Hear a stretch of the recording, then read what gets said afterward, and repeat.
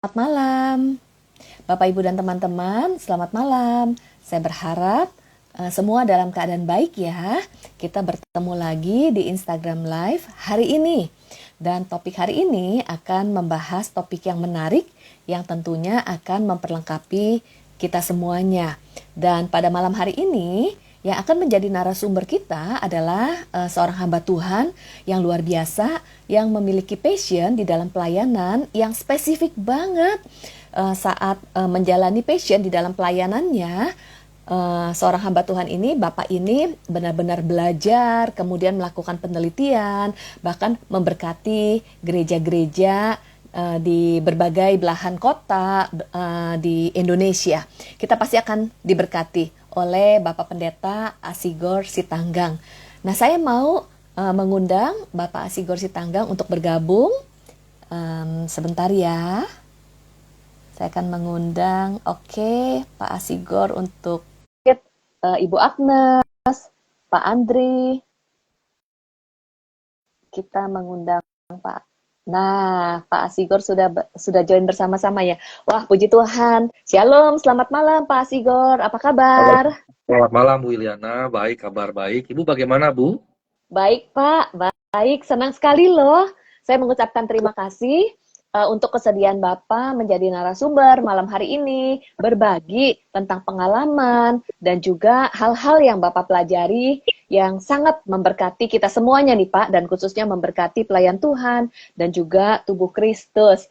Kita mau menyapa nih Pak, teman-teman yang sudah join, udah 60 orang nih Pak. Ada Ibu Laura, kemudian ada Ibu Sarah, ada Ibu Emi. Wow, senang sekali. Dan topik hari ini menarik banget ya Bapak Ibu dan teman-teman, yaitu okultisme, eksorsisme, dan mental health. Kita akan belajar dari narasumber yang luar biasa, Pak Asigor Sitanggang. Sebelumnya, mungkin teman-teman yang hadir, ada Pak John ya, Pak John Tanamal. Ya, teman-teman yang hadir tentunya rindu mengenal Pak Asigor lebih mendalam lagi ya Pak ya. Bolehkah Bapak memperkenalkan diri Pak kepada kita semuanya nih? Baik, terima kasih Bu Iliana. Shalom semuanya, terima kasih sudah hadir nih, tambah banyak nih 71 orang Iya, yang bergabung. Tuhan, saya Pendeta Sigor Sitanggang, saya Gembala GB Logos Church di Kelapa Gading, dan saya dosen di Sekolah Tinggi Filsafat Teologi Jakarta. Dan sejak sekitar 8 tahun yang lalu, saya membuka mata kuliah. Kami ada sistem mata kuliah tematik begitu, jadi tema-tema khusus. Dan 8 tahun yang lalu saya membuka mata kuliah okultisme dan eksorsisme. Nah, awalnya saya membuka itu karena salah satu rekan senior saya yang memimpin bidang pengabdian penelitian masyarakat begitu, khususnya untuk praktek mahasiswa ke daerah-daerah. Nah, karena ya, kampus kami sebetulnya basisnya itu Protestan ya, jadi oke. apalagi ini adalah kampus tertua, kampus ya dari zaman Belanda lah Ya, begitu, usianya sudah 90 tahun. Dan karena sistem pendidikan kami seperti ini, nggak pernah yang namanya membahas okultisme, eksorsisme begitu. ya. Tapi suatu ketika mahasiswa yang praktek ke daerah itu pulang bawa cerita banyak, bawa cerita Wah, banyak tentang diganggu ini itu, diganggu ini itu wah, begitu. Tapi mereka tidak pernah diperlengkapi karena memang ya, kan kami tidak dilatih untuk itu. Bahkan ya, sebetulnya percaya yang gitu-gituan namanya dari Eropa gitu ya. Tapi ya, ya. setelah itu kemudian saya diundang oleh rekan saya senior untuk bikin seminar tentang itu. Nah, setelah Oke, bikin seminar tentang itu, tentang okultisme dan eksorsisme, ya, kemudian saya bertanya via akun Facebook kampus kami, kalau saya buka mata kuliah okultisme eksorsisme, kira-kira bagaimana nih? Nah, kalau di STT Karismatik Pentakosta kan ya harusnya sih biasa lah gitu. Tapi di ya. STT Protestan, STT katakanlah di bawah naungan PGI dan lain-lain, ini hal yang baru tapi juga menantang. Jadi ketika saya propose ini, mereka bilang, oh boleh juga, semua positif. Dan akhirnya saya memulai membuka mata kuliah itu dari sekitar 8 tahun yang lalu. Lalu mengapa Wow, saya buka mata kuliah ya, itu? Nah, saya buka mata kuliah itu sebetulnya karena pengalaman dari tahun 91 itu saya sudah sangat banyak mengalami melayani kasus-kasus kesurupan, kerasukan atau orang-orang oke, yang konon mengalami gangguan roh gitu Mm-mm. ya. Mm-mm. Dan ya walaupun belum terlalu banyak sih kalau dihitung mungkin 300-an lah total dari 33 tahun lalu begitu dari saya masih remaja sebetulnya. Nah, Mm. kemudian setelah itu ya makin banyak yang kasus yang saya tangani. Bahkan kemudian saya bertemu juga dengan teman-teman dari psikolog, psikiater, Ya. sebagian percaya, sebagian nggak percaya. Ada satu yang riset untuk S3-nya bahkan sampai 6 ribuan konseli dia tangani dan dari situ dia teliti. Nah, saya Oke. berinteraksi cukup banyak dengan beliau dan saya kemudian dalam 8 tahun proses itu mendalami pengalaman-pengalaman okultistik ini tapi juga melihatnya dari perspektif keilmuan bukan hanya Ya. dari segi rohani kira-kira begitu Ya. Bu. Wow, luar biasa, Pak. Pengalaman 8 tahun ya. Dan pengalaman 8 tahun ini dari pengalaman dan juga penelitian dan juga pembelajaran Bapak akan bagikan pada malam Ya, hari ini betul. supaya kita nih yang mungkin awam, kita bisa jadi semakin memahami mengenai praktek okultisme, eksorsisme ya, eksorsisme dan juga gimana kita nih sebagai mungkin anak-anak Tuhan bisa memahami dan juga sebagai pelayan Tuhan bisa menolong dan mungkin teman-teman yang hadir kalau kita mendengar kata exorcism itu kita ingatnya tuh konotasinya dengan film ya. Kadang kan ada satu film yang cukup viral ya tentang exorcism nih dan bahkan katanya diangkat dari kisah nyata. Oke Pak, mungkin kita langsung aja ya kepada topiknya ya. Pasti Baik. teman-teman nggak sabar nih menunggu. Jadi saya mau tanya nih, dari pengalaman Bapak pembelajaran juga ada berbagai bentuk praktek okultisme. Tapi secara spesifik hari ini saya ingin bertanya dan membahas mengenai gangguan roh jahat. Jadi bagaimana bentuk gangguan roh jahat dan mengapa seseorang bisa diganggu roh jahat seperti tadi Bapak bilang ada kerasukan dan sebagainya. Silakan Pak. Baik, terima kasih. Jadi kita sekarang secara spesifik bicara tentang kerasukannya ya, Ya, ya kegangguannya. betul. Baik. Jadi prinsip dasarnya adalah begini. Entah dia gangguan roh murni memang dari roh Oke. jahat Mm-mm. atau dia sebetulnya gejala-gejala gangguan psikologis, Ya. ranahnya tetap psikologis gitu. Jadi Wow. prinsipnya itu kalau saya pakai tangan saya Ya, begini, ini roh, ya. ini jiwa gitu ya. Tapi dia satu begini. Sehingga apa yang Oke. ada di kami roh itu sebetulnya juga bersentuhan dengan jiwa. Jadi kalaupun misalnya dia diganggu oleh roh, tetap wilayahnya itu jiwa seperti ini begitu. Karena ini Oke. IG saya nggak bisa tayangin PPT atau apa, Ya, jadi ya saya pakai tangan saya lah begitu ya. ya, ya. Jadi sekalipun misalnya dia gangguan roh di wilayah roh, tapi tetap sebetulnya dia menyatu dengan jiwa. Karena prinsipnya dikotomi tadi, manusia terdiri dari jasmani dan rohani. Maka yang rohani itu terbagi dua, aspek spiritual maupun aspek kejiwaan psikologis gitu. Lalu kalau ditanya apa yang menjadi penyebabnya, ya penyebabnya sebetulnya yang paling dasar ya justru gangguan roh itu justru sebetulnya psikologis. Oh, Penyebabnya itu sebetulnya psikologis. Dalam pengertian begini, ada satu pakar di Amerika, ya, Profesor ya, William James.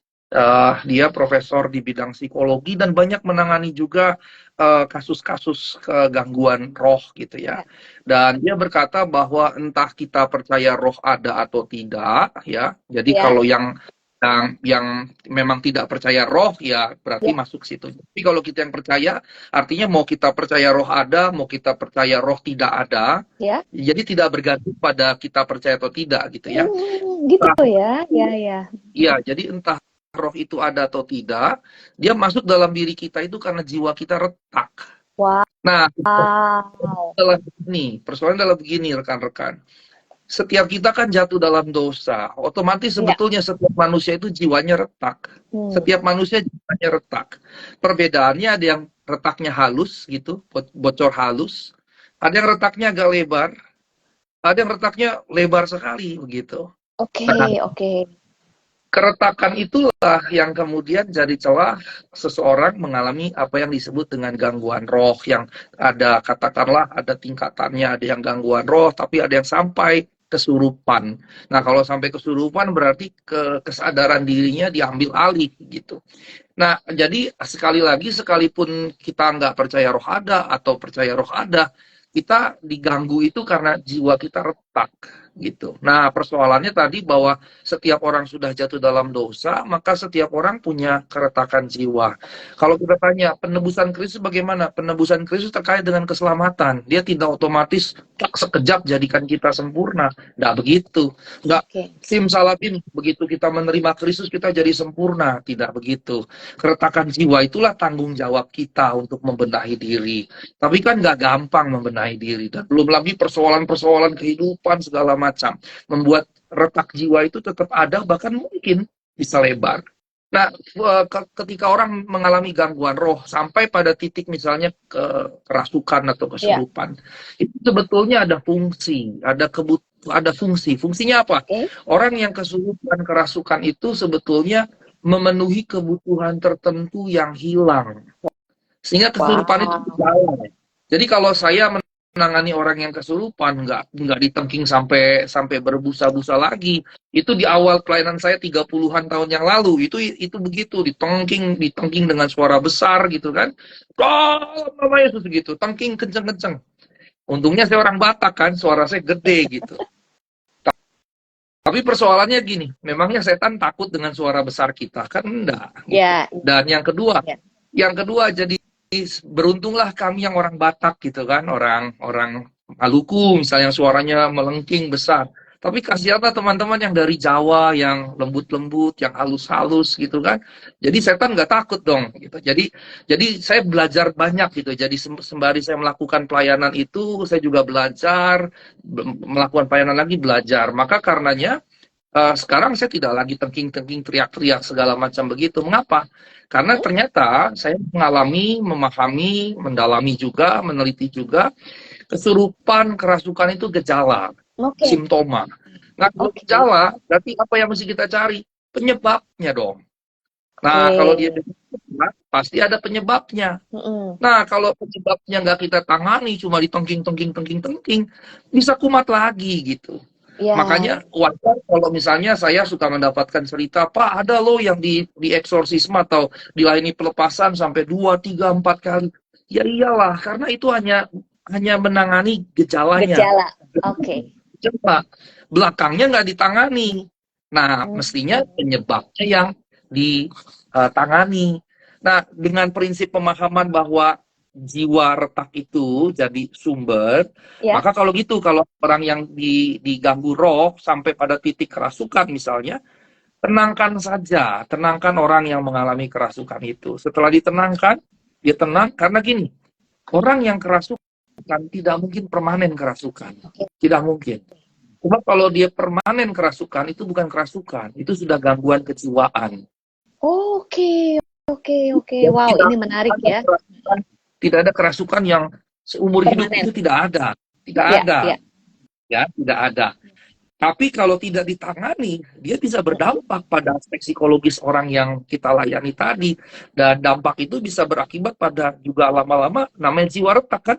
Ya. Retaknya Ya. bisa tambah besar gitu. Betul. Jadi kalau Betul. cuma ditengking, ya orang itu nggak mengalami pelepasan sebetulnya.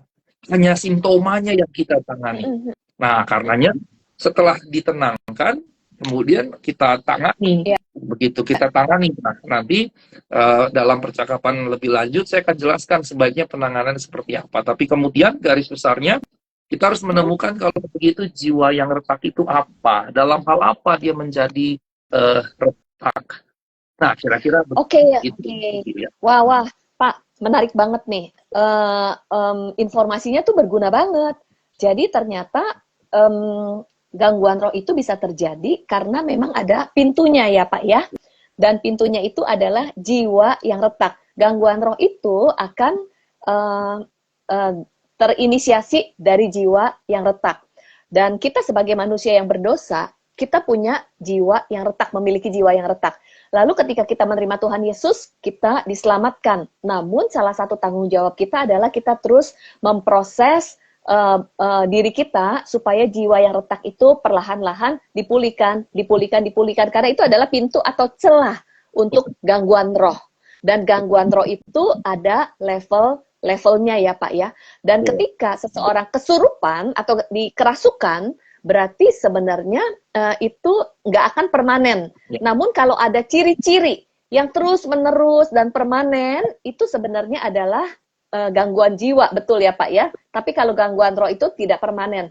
Sehingga ketika ada seseorang mengalami kerasukan atau kesurupan, ditenangkan dulu, lalu dicari penyebabnya atau akarnya. Akarnya selalu dari jiwa yang retak. Sedangkan kesurupan itu adalah gejalanya, fenomenanya gitu ya Pak ya?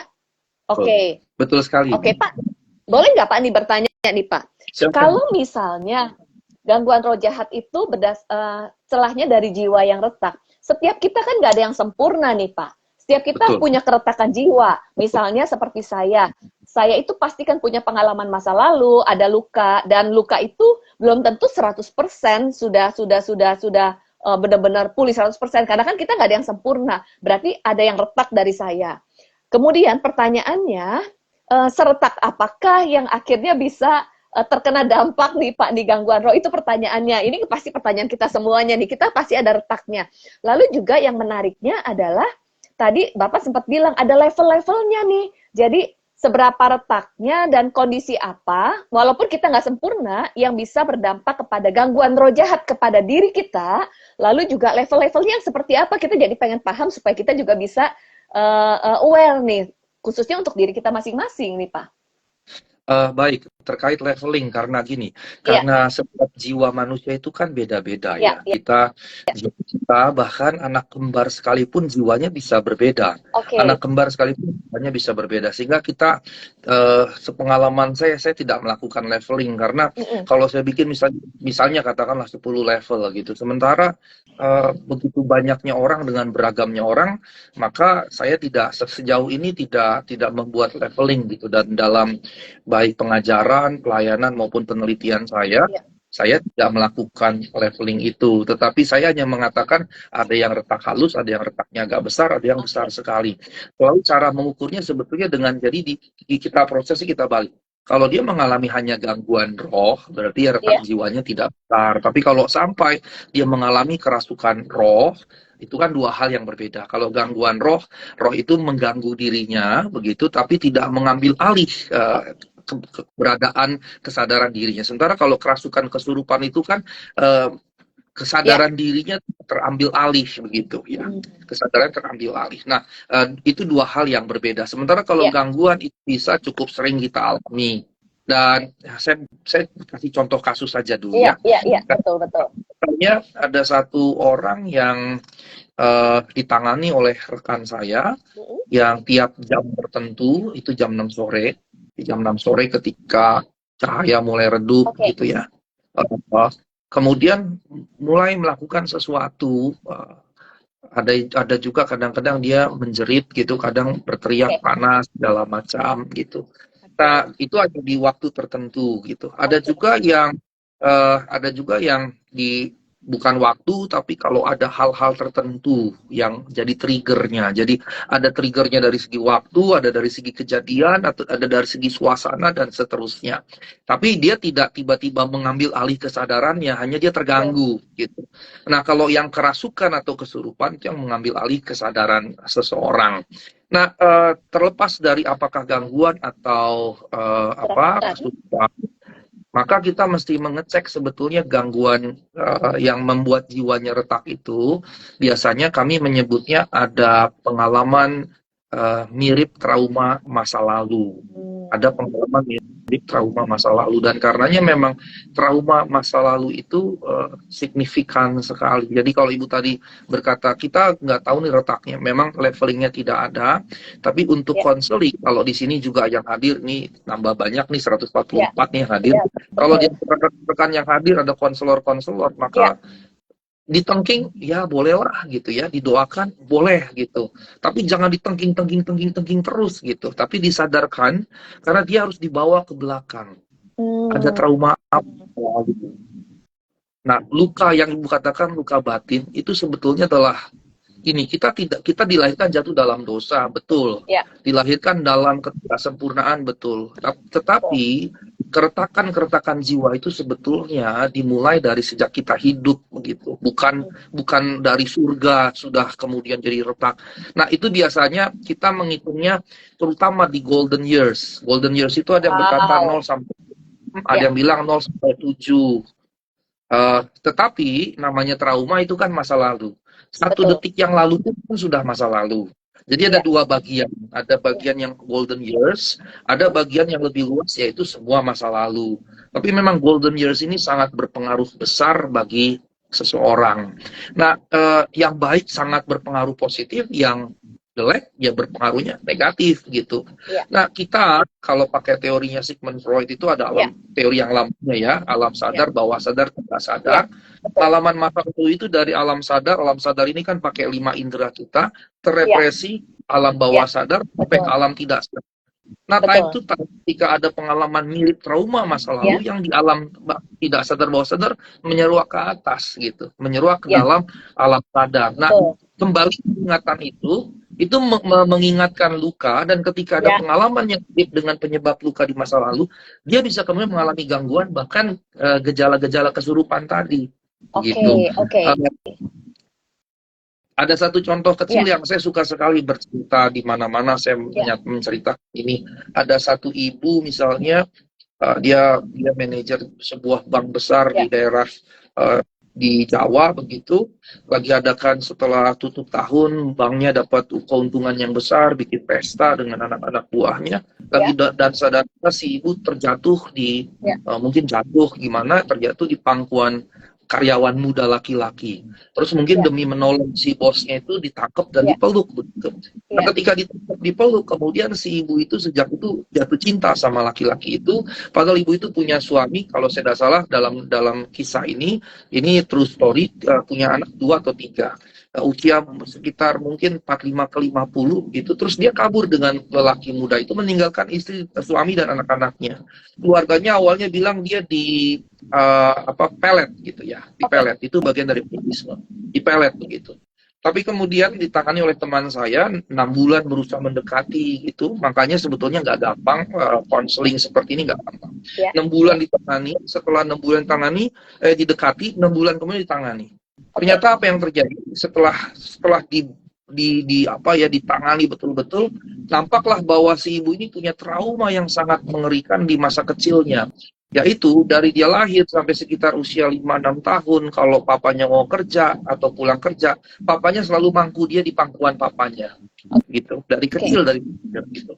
Dari lahir tentu digendong, lama-lama begitu makin besar dipangku. Nah, ketika satu waktu papanya ketahuan selingkuh sama mamanya, terjadilah perang bintang, piring bertebangan begitu. Terus si papa pergi, nggak pernah kembali lagi sejak usia itu. Sehingga dia punya kehilangan apa? Pangkuan ayah. Oke, Nah, waktu pesta itu dia jatuh di atas pangkuan si anak muda itu, maka rasa yang hilang apa? Pangkuan papa. Ternyata itu berbekas sedemikian, terluka betul. sedemikian, terrepresi di alam bawah sadar Ya, sampai ke tidak sadar. betul. Begitu terjadi itu menyeruak keluar, dan dia seperti mendapatkan yang dulu hilang gitu. Yang Oke, dulu. oke, oke. Nah, karenanya kemudian dia pergi. Nah, orang-orang bilang di pelet, sebetulnya faktor utamanya jiwa yang retak tadi, gitu, bukan Oke, oke. faktor pelet. Maka kemudian yang mesti tangani apa? Penyebab jiwa yang retak tadi. Nah, karenanya kita mesti kembali apa sih gitu. Dan sejujurnya Ibu Liana, dalam pelayanan saya, nggak semua mau terbuka dengan jiwa yang retak. Nggak semua. Artinya ketika kita bawa ke dalam persoalan itu, sebagian akan memilih untuk tidak menyembuhkan luka. Oke. Penyebabnya bisa macam-macam, tapi banyak yang memilih tidak mau menyembuhkan luka, dan risikonya adalah hal yang serupa bisa berulang. Gitu. Oke, oke, oke, Pak. Thank you, Pak. Itu menarik sekali. Dari jiwa yang retak, lalu mengalami gangguan roh jahat. Seperti contoh ibu yang tadi.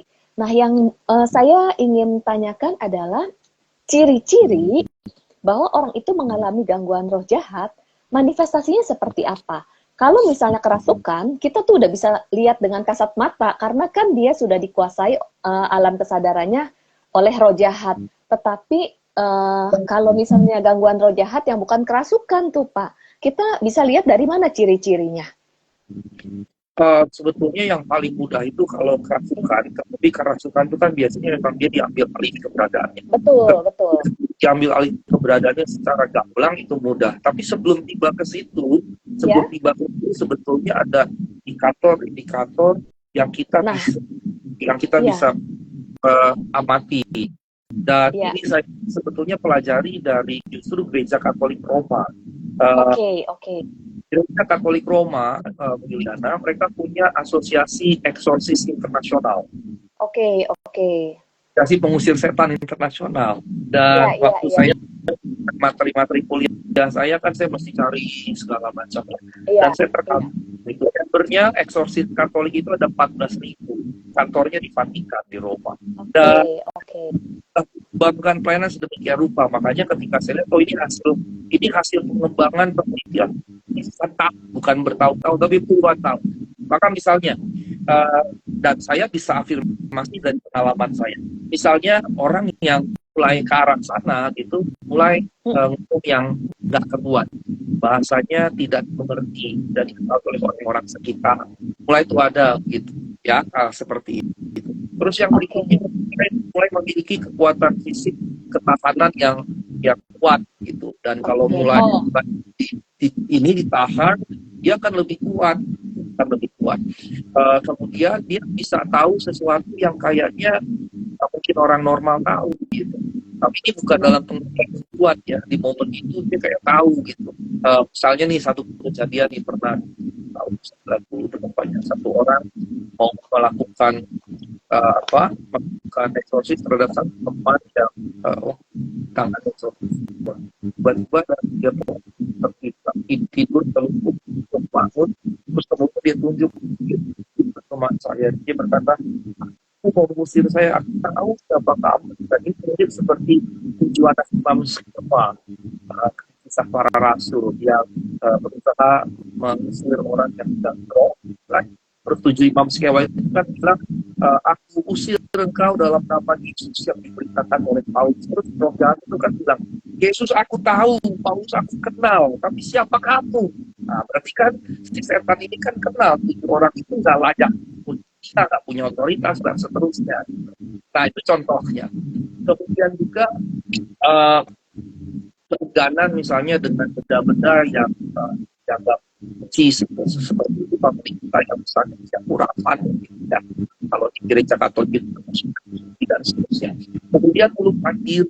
Nah kalau melupai diri ini bukan hanya orang yang kerasukan, orang-orang yang mengalami gangguan tersebut itu ada tendensi untuk melupai diri. Jadi kalau orang ada tendensi bisa karena aspek psikologis, ada aspek gangguan. Katanya di awal saya katakannya dalam satu kesatuan. Atau menunjukkan perilaku kekerasan atau agresif. Nah, kemudian yang berikutnya ini cukup sering terjadi ketika dia sakit, tapi waktu dia dokter sampai dapat second opinion dan dokter bilang enggak, kamu nggak punya rasa sakit apa. Saya pernah juga menangani satu seperti anak muda mungkin 20-an tahun, tubuhnya terasa sakit. Tapi dia ke dokter, beberapa dokter yang berbeda, yang menemukan sakit yang diberikan painkiller dan lain-lain. Nah kemudian saya tangani, saya lihat ternyata betul ada trauma. Pak, ya. Maaf Pak, suara Bapak terputus-putus deh dari saya ya. Coba. Oke, kalau sebentar. Signalnya gimana ya Pak ya? Sekarang suara saya? Iya, suara Bapak agak terputus-putus. Saya agak kurang terdengar mulai dari Oke. Tadi ya ada yang nggak bisa sakit. Iya, suara Bapak terputus-putus. Pak, bisa coba di tes suara Bapak. 1, 2, 3, tes. Nah, ya sekarang lebih jelas. Iya. Tadi ciri-cirinya ada yang melukai diri, kemudian mungkin boleh dilanjutkan Pak, ciri-ciri seseorang yang karena gangguan roh jahat. Coba Bapak boleh sharing lagi. Oke, baik. Tadi saya, sekarang jelas ya Bu? Ya, lebih jelas. Boleh dicoba Pak. Nanti kalau misalnya nggak jelas, saya akan remind lagi. Info lagi. Terima kasih. Jadi, orang yang diganggu roh jahat itu tadi di awal kan dia tidak Agak permanen, putus-putus Pak, agak putus-putus ya. sinyal Tes. saya yang Iya, agak buruk. iya, Padahal oke, halo, iya, iya, kamu iya. bagaimana? Oh ya, Kita tunggu sebentar ya. Oke Pak, sebelum Bapak lanjut, saya mau simpulkan bahwa ciri-ciri yang tadi saya menangkap ya, yang saya menangkap adalah bisa ada gejala-gejala ngomong-ngomong sendiri gitu ya Pak ya. Kemudian juga ada oke, Bapak agak terhilang nih. Kita tunggu sebentar. Ya, Pak Asigornya menghilang. Oke, Bapak Ibu dan teman-teman, sambil menunggu Pak Asigor bergabung kembali, yes, Pak Asigor sedang mencari signal. Mungkin saya juga mau sedikit menyimpulkan. Ya, silakan Pak. Mau sedikit menyimpulkan bahwa ketika seseorang mengalami manifestasi, jadi kerasukan itu atau gangguan roh jahat itu adalah manifestasi. Jadi pasti ada sumbernya, dan sumbernya itu adalah jiwa yang retak. Jiwa yang retak itu yang paling signifikan, yang berpengaruh dalam kehidupan kita itu adalah di golden age ya, di usia golden age. Dan trauma-trauma di masa itu dan juga kehilangan-kehilangan yang menjadi sebuah kebutuhan itu menjadi sebuah celah sehingga seseorang bisa mengalami gangguan roh jahat. Dan gangguan roh jahat itu ada levelnya. Kalau kerasukan itu tingkat kesadarannya sudah diambil alih sepenuhnya oleh roh jahat. Tetapi tadi saya menanyakan gangguan-gangguan roh jahat yang mungkin kita bisa lihat ciri-cirinya dari kasat mata itu seperti apa. Tadi Pak Asigor membahas tentang bicara-bicara atau ngomong-ngomong sendiri, lalu ada kekuatan yang berbeda dari dia, lalu melukai diri sendiri, agresif, nggak bisa merasakan rasa sakit. Lalu apalagi nih Pak nih, ciri-ciri seseorang yang memang mengalami gangguan roh jahat tapi belum kerasukan gitu Pak. Boleh baik. dilanjutkan. Sekarang apakah suara jelas itu? Ya, lebih jelas Pak. Ya. Baik, terima kasih. Jadi saya ulangi dulu ya tadi penjelasan tadi yang Ibu Iliana sudah sebut, dari orang mengalami gangguan roh, kalau sakit sukar itu sampai tidak sadar, tapi kalau dia tidak berat pada masukan, maka akan menyakiti begitu ya, melukai menunjukkan perilaku kekerasan atau agresif. Nah, yang berikutnya tadi saya jelaskan, ada orang yang punya sakit, itu rasa sakit, tapi kemudian dia tidak ke dokter 1, 2, 3, second opinion, third opinion, tapi ternyata dari temukan sakitnya apa. Oke. Sakitnya apa? Nah, saya tadi cerita, kalau saya tidak salah, saya bercerita tadi yang saya pernah lihat satu anak muda mahasiswa. Dia punya rasa sakit biasa di banyak bagian tubuhnya. Tapi dokter bilang nggak ada sakit. 3 dokter. Terus dikasih painkiller sama ya bagus gitu ya. Dan terus waktu saya datang, saya bertani. Kemudian yang saya catat sebenarnya saya menemukan bahwa anak ini punya pikiran waktu Pak, kecil. masih putus-putus. Maaf Pak, masih putus-putus ya. Oh, apakah sekarang atau jangan-jangan yang di sana? Karena dari peserta pun menginfokan putus-putus Pak. Jadi dari saya putus-putus, dari peserta juga menginfokan suara Bapak putus-putus. Oke, bisa dicoba. Mungkin teman-teman boleh info apakah sudah jelas? Udah jelas? Silakan Pak.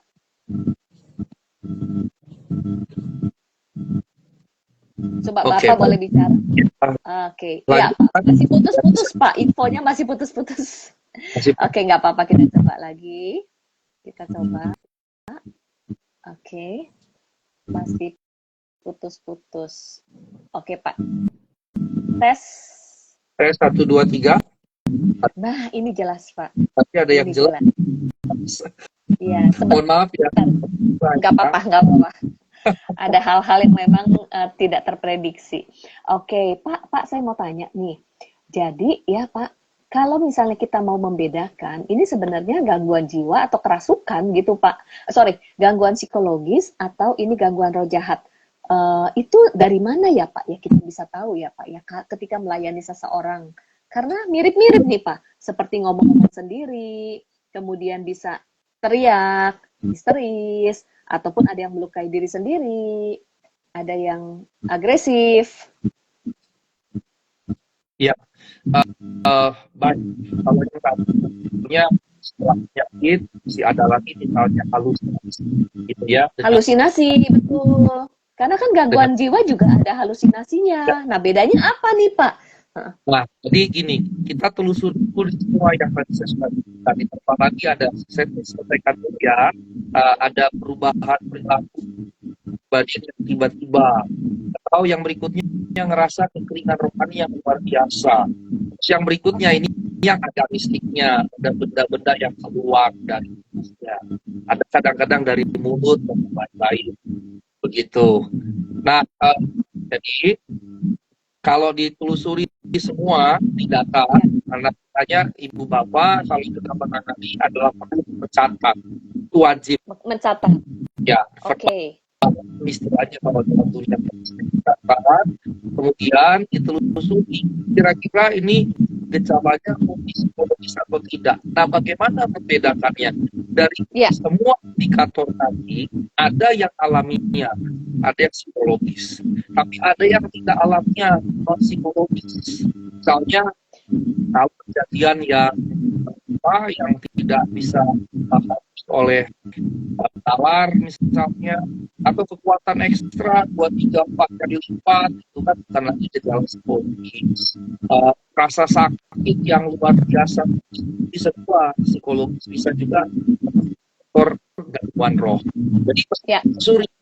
Nah, ketika misalnya ada aspek-aspek yang sifatnya non psikologis tapi spiritual, maka gangguan roh.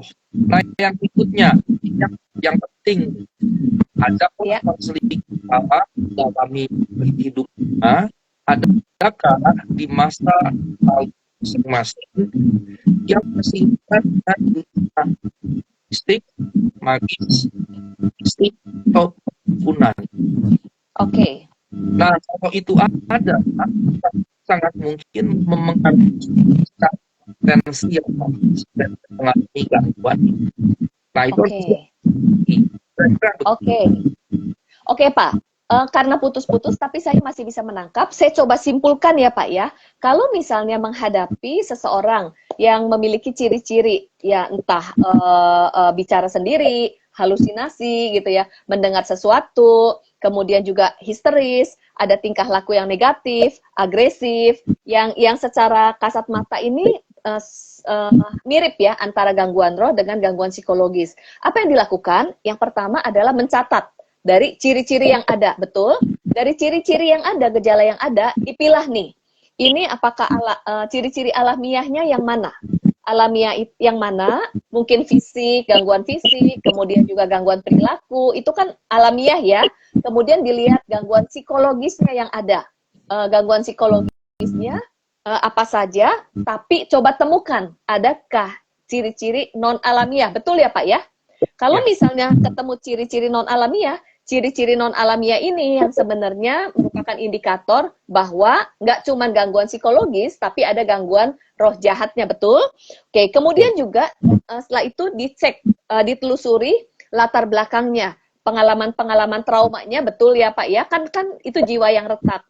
Jiwa yang retak itu memang perlu dipulihkan, tetapi juga ditelusuri apakah ada latar belakang misalnya okultisme, kemudian latar belakang mistik dan sebagainya. Kalau misalnya ada latar belakang okultisme dan sebagainya, itu terkait dan bisa berdampak kepada gangguan roh di saat ini gitu ya Pak ya. Itu kesimpulannya ya. Oke. Sekarang pertanyaannya dua nih Pak nih. Karena waktu ya Pak ya. Pertanyaan yang pertama adalah apa yang membuat di kondisi sekarang yang membuat kita itu bisa terkena gangguan roh jahat, dan yang membuat kita bisa memiliki apa ya, istilahnya gini, apakah kita sebagai orang Kristen di dalam kehidupan hari-hari yang beribadah, kemudian berdoa, kemudian melakukan firman, ibadah gitu ya, saat teduh, itu bisa terkena gangguan roh jahat nggak nih Pak? Tapi kita memiliki jiwa yang retak gitu. Jadi apa yang membuat kita nih di kondisi sekarang bisa terkena gangguan roh jahat? Pertanyaan kedua, nanti gimana mengatasinya? Oke, tips-tipsnya nih ada yang tanya, tips-tips. Ya, itu pertanyaan pertama. Ya. Melakukan yang luar biasa. Terima kasih karena saya sudah pakai sinyal, ternyata juga Ya, Bapak putus-putus, saya berusaha mendengarkan, menangkap, lalu saya menyimpulkan. It's okay Pak, kita jalan Pak. Saya berusaha menangkap gitu. Makasih loh Pak, ini ilmunya berguna banget gitu buat kita. Ya, jadi ya gimana? Apakah orang Kristen bisa roh? Nah, ini Bu, saya temukan dari, dan biasanya orang datangnya dengan pendekatan doktrinal, pendekatan jadi gini, saya sudah diselamatkan, Roh Kudus kan ada dalam diri saya. Masa Roh Kudus bisa berkolaborasi dengan roh jahat dalam diri saya? Nah, itu pendekatan doktrinal. Soalnya itu tidak menjawab sama sekali. Mengapa? Karena sepanjang 30 tahun saya terlibat dalam pelayanan eksorsisme, banyak orang Kristen yang mengalami gangguan roh. Jadi kalau pendekatan doktrinal nggak cocok, nggak akan.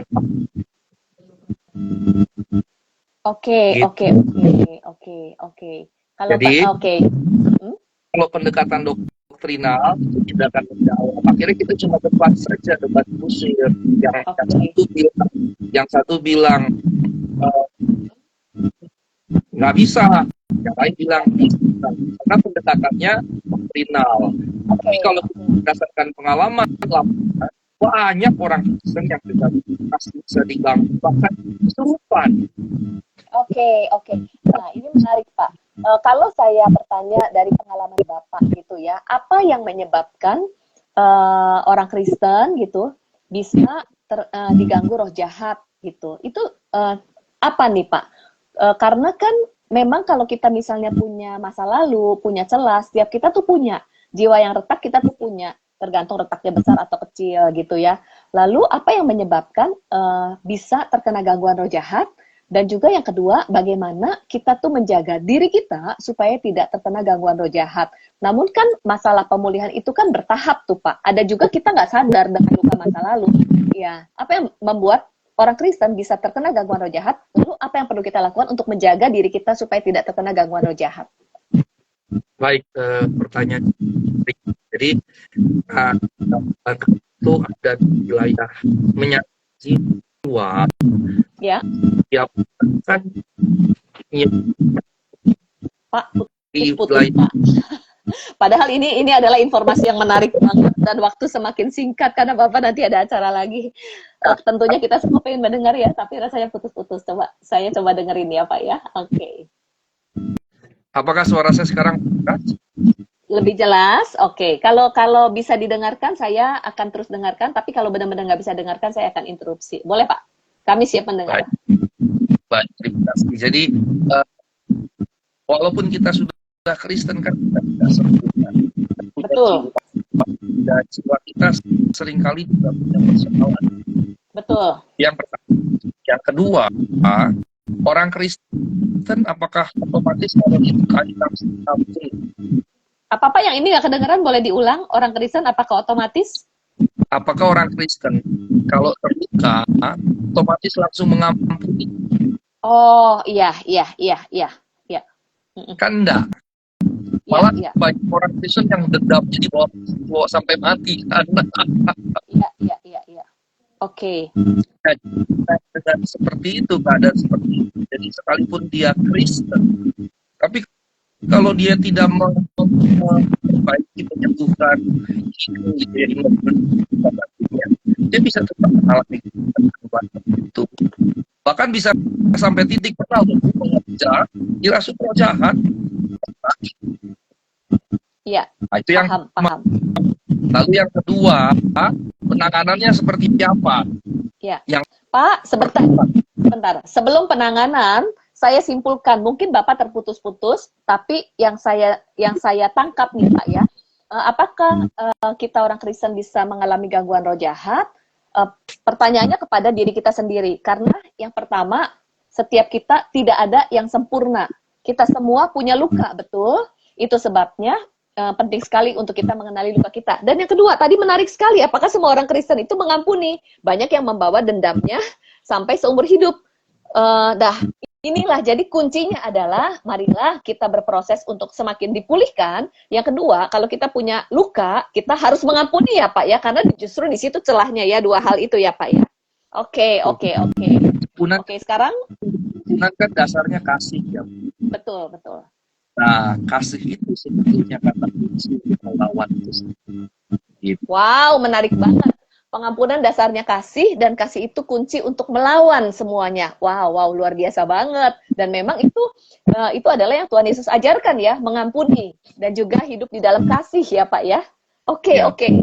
Pertanyaan yang kedua nih Pak, waktunya semakin singkat, udah jam 7:48 menit, jam 7:55 perlu stop ya, Bapak mau melanjutkan acara. Gimana nih Pak tipsnya buat kita nih Pak? Kita belum sampai bagaimana nanti menolong orangnya ya Pak ya, tapi nggak apa-apa deh, tipsnya buat kita gimana nih Pak? Untuk menjaga diri kita. Nah, keretakan jiwa kita harus menjaga kesehatan batin kita. Kesehatan batin, jaga kesehatan batin, oke. Nah, karena Bapak nggak boleh apa dengan kita. Soalannya kan begini, dengan pengejaran hal-hal yang sifatnya duniawi kan. Kita memenuhi pengejaran duniawi, tapi tidak merupakan kebutuhan diri. Coba hitunglah misalnya sekarang 4 tahun yang lalu, seberapa kita mengelola jiwa kita. Sejujurnya nih, kebanyakan kita tidak ada perubahan yang nyata gitu. Sekarang sudah tersinggung setahun yang lalu, 4 tahun yang lalu sudah tersinggung, ya kan? Sekarang sudah dendam, setahun yang lalu mudah dendam, 4 tahun yang lalu mudah dendam, dan sampai mati pun kita masih mudah dendam. Nah itu contohnya yang kita pusing dengan pencapaian, pencapaian hal yang duniawi tadi.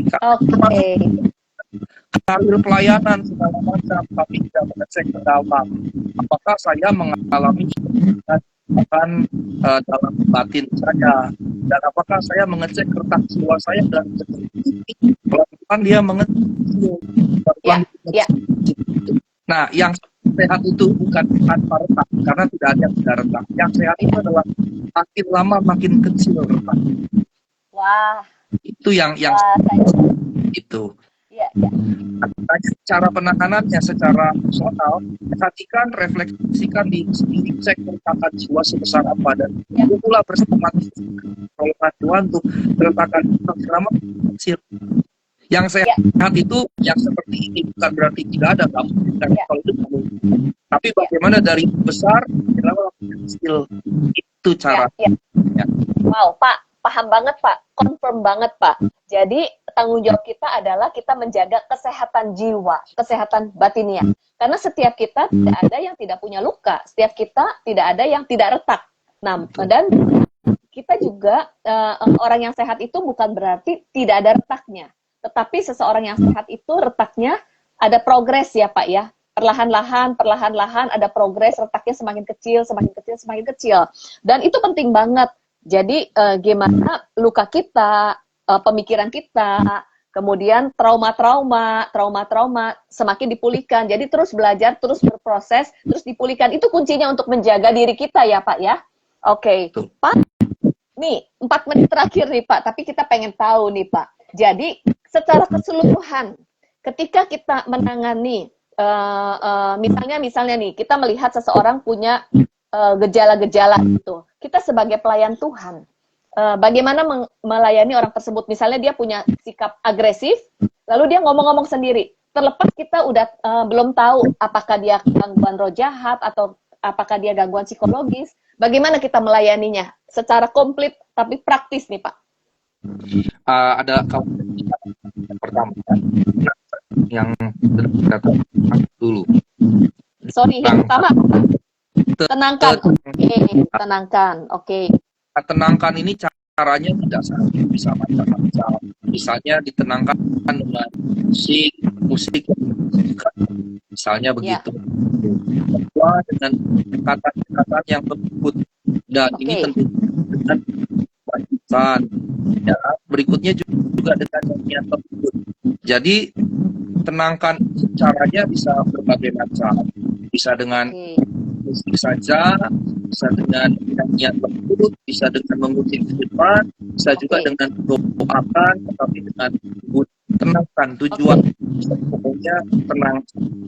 Ya, tenangkan. Kedua, setelah memang ditenangkan, kemudian ada gangguan tak terkendali, ya ternyata ada gejala tak terkendali, kita Ya, mesti mengupayakan tetapi dengan lembut, jangan kasar. Dengan ya. lembut, jangan kasar, upayakan supaya dikendalikan. Boleh nggak ditengking? Boleh saja, tetapi ini ditengking kalau memang kita yakin yang situasi yang sedang jahat, seperti Ya, ya, indikator yang tadi saya sudah jelaskan tadi. betul, betul. Nah, setelah itu, kalau bisa tenang, bisa didoakan atau apapun, intinya panjangkan pengendalian. Yang ketiga, sejak berdoa, bisa dia sendiri berdoa, bisa kita yang berdoa, bisa berdoa bersama.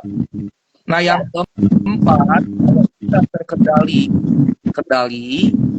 kesadarannya, terus Ya, dia komunikasi baik, ya mulailah diajak pastoral konseling. Pastoral oke, konseling untuk apa? Kita dengarin, kita harus punya telinga yang benar. oke. Apa beban hatinya, apa beban jiwanya, apa persoalannya, kemudian kita dipilihkan. Nah, setelah Oke, keempat ini kan dalam penanganan pertama. Nah, betul, betul. setelah itu dia penanganan berkelanjutan sampai berkelanjutan. Jadi yang keempat itu keberlanjutannya. Jadi Oke, ada beberapa yang saya pernah menangani, misalnya ada yang sekali 2 kali selesai, tapi ada yang seminggu, ada yang sebulan, ada yang beberapa tahun baru selesai. Bahkan oke, ada yang nggak selesai. Kenapa nggak selesai? Karena itu tadi tidak mau betul-betul oke. gitu. Oke, Pak. Ya, karena waktu ya, Bapak juga mau mengajar.